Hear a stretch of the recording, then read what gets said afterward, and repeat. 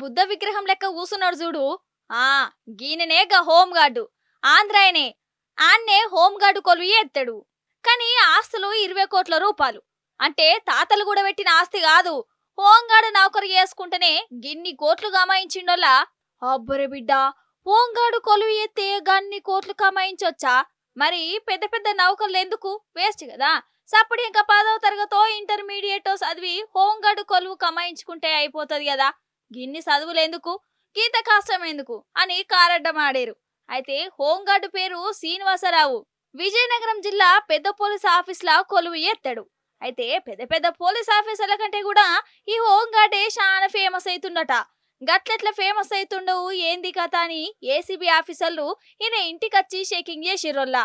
20 కోట్ల రూపాయల ఆస్తులు బయటపడ్డాయట ఒక్క రోజుల్నే. ఇంకా బయటపడని ఇంకెన్నునియో మరి. ఇక ఏసీబీ ఆఫీసర్లు షేకింగ్లు చేస్తంటే ఈ హోంగార్డు చూడు కింద కూసోని వేరే కాయాలకు పోయిండు. కాదబ్బా, ఖాళీ హోంగార్డే గిన్ని కోట్ల రూపాయలు కమాయిస్తే ఇక కానిస్టేబుల్ ఎంత కమాయించవచ్చు?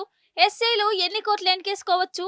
సిఐలు, ఎస్పీలు, డిఎస్పీలు వామ్మో, తలుచుకుంటేనే చక్కెర వచ్చినట్టు అవుతుంది నాకు. ఇగో గిట్లున్నదల్లా హోంగార్డు పర్ఫార్మెన్సు.